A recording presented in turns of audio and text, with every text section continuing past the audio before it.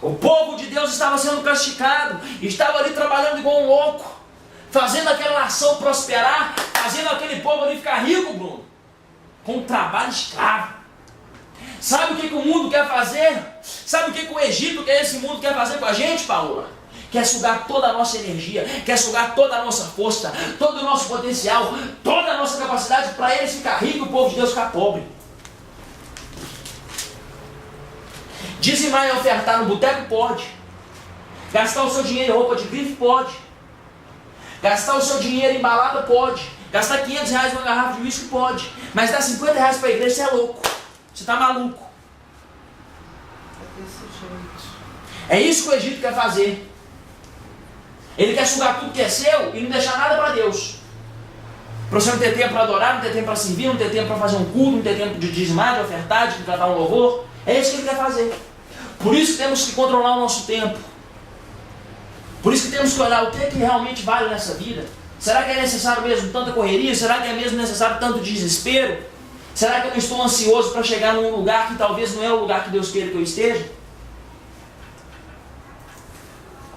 Pedro, eu tenho que trabalhar, Pedro. Eu tenho que estudar. Amém, amigo? Não estou falando disso, não.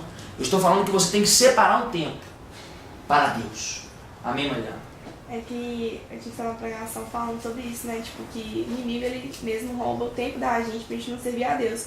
E na sua palavra, mesmo aqui em Êxodo 5:8, fala bem assim: mas exijam que continuem a fazer a mesma quantidade de tijolos, não reduzam a cota, são preguiçosos e por isso estão clamando. Iremos oferecer sacrifício ao nosso Deus. Aumentem a carga de trabalho dessa gente para que cumpra suas tarefas e não dê atenção às mentiras. Ou seja, tipo, cobria esse de cargo para não ficar escutando. Isso aí é um pouquinho mais para frente da história.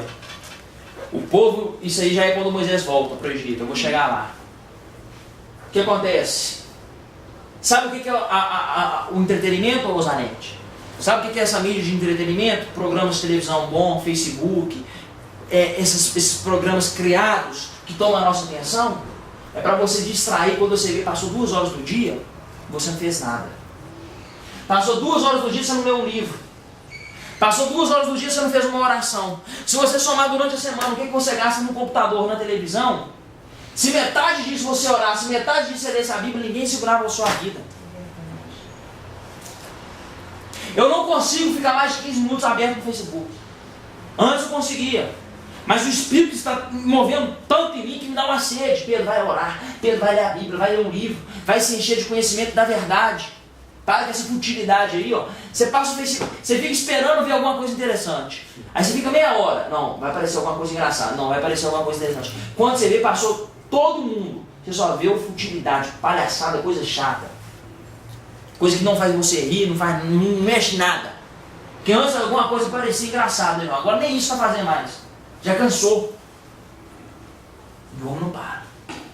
Mas o que acontece, voltando para a história, é aqui que eu quero ser pregador para a sua vida. É aqui que é a mensagem. Eu fiz esse rodeio todo, eu contei toda essa história para você entender a dimensão de quem era esse homem. Para você entender o que esse homem estava passando. Um homem que nasceu do povo hebreu, foi adotado pela rainha, pela filha de Faraó, vamos dizer assim.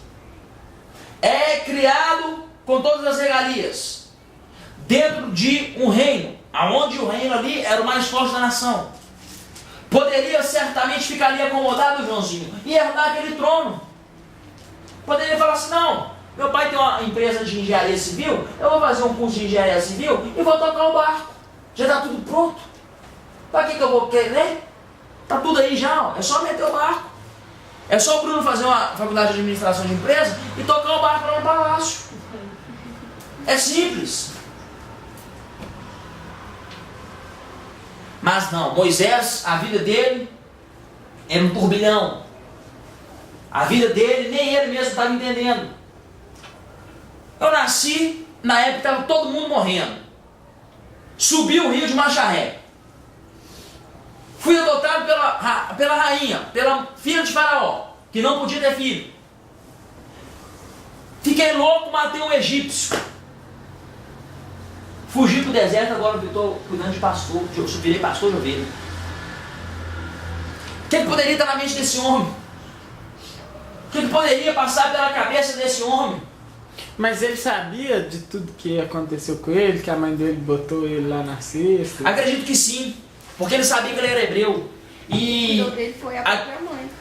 Quem cuidou dele foi a própria mãe, Fred. Que quando ele tava Então, mas aí ela, tipo, contou pra ele. Com certeza. Entendi. E ela deve ter. Às vezes ela queria Devia estar tirar de próximo. lá. Não, ela queria tirar de lá também. Acredito que não, porque ela trabalhava lá com o rei. Ela via Moisés. Ela estava presente na vida de Moisés. É a mesma coisa da mãe pobrérrima, ver o filho sendo cuidado pelo rico, mas poder ter acesso a ele. Ela prefere que fica lá, sendo bem cuidado, sendo bem tratado. Nós conhecemos, né, Pedro? Uma pessoa assim, Dudu. É. Ele era filho da empregada, mora aqui no Luxemburgo, num desses apartamentos ali. Filho da empregada. Mas como foi criado no meio, hoje ele é considerado filho da casa. Pois é. Conheço, cara. E é acomodado. Vive do jeitinho que ele queria, que todo mundo queria. Porque isso é uma tendência humana, isso é normal do homem. Mas Deus então aparece para Moisés naquela sarça ardente. E começa ali o grande chamado, o grande momento da vida desse homem. É aqui que eu quero ser pregador nessa noite. Deus então fala: Moisés, eu sou o Senhor. Eu sou o grande eu sou o que sou. Deus então se apresentando a Moisés. Deus então estava ali cumprimentando Moisés. Moisés até então não tinha intimidade. A palavra de Deus não fala que ele tinha algum encontro, ele não tinha ali, não fala se ele adorava a Deus, se ele era um servo de Deus, não fala se ele realizava cultos, não fala.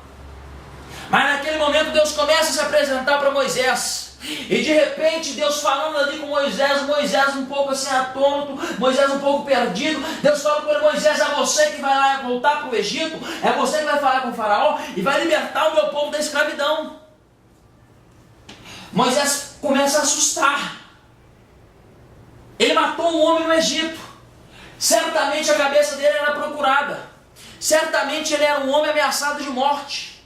A vida dele toda conturbada, toda difícil, toda complicada. E Deus fala com ele: Moisés, é você que vai voltar lá. Eu quero é você. Moisés então ali dialogando com Deus. Moisés começa ali então a bater um papo com Deus. Isso é normal. O homem tem que entender isso. Que você pode dialogar com Deus. Quando vir uma ordem de Deus sobre a sua vida, você pode conversar com Ele. Você pode perguntar. Você pode ter um diálogo. Deus gosta de um diálogo. Deus gosta de uma conversa boa, do íntimo, do particular. E Deus então fala com Moisés, e Moisés fala com Deus, e Deus fala com Moisés, e Moisés então fala com Deus: mas eu vou voltar lá, eu vou falar o que para eles? Quem é você? Aí Deus fala: o grande eu sou não é nome, eu sou não é nome, eu sou é atributo, é qualidade. Eu sou o que sou, Moisés, presta atenção. Eu sou o que criou o universo. Eu sou o Deus do hebreu. Eu sou, Moisés, o que criou a árvore. Eu sou o que criou a ovelha. Eu sou, é atributo. É o que ele fez. Se você continuar lendo a história, aí Deus fala: quando te perguntarem o meu nome, então direis: eu sou o Deus de Abraão, o Deus de Isaac e o Deus de Jacó. Esse é o nome de Deus. Esse é o nome de Deus. Eu sou o Deus de Abraão, o Deus de Isaac e o Deus de Jacó. Eu gosto de ser chamado assim, Moisés. Eu gosto de ser chamado assim. Então, quando o seu povo perguntar: quem é esse Deus, Moisés, que apareceu para você? Aí você responde: é o grande eu sou. É o que é. É o princípio, é o fim. É o alfa, é o ômega. E ele falou comigo que ele é o Deus de Abraão, o Deus de Isaac e o Deus de Jacó. Ou seja, o Deus dos hebreus. Mas Senhor, aí continua ali o embate.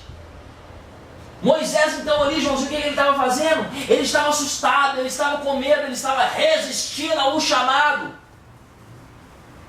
Ele tinha medo dos anéis do que ele ia enfrentar pela frente. Ele não sabia, ele não conhecia, ele nunca foi líder. E continua ali, aquele vai para lá, vem para cá, Deus tratando com Moisés, conversando com Moisés, se apresentando para Moisés naquele mistério, naquele milagre. Moisés fala com Deus. Deus,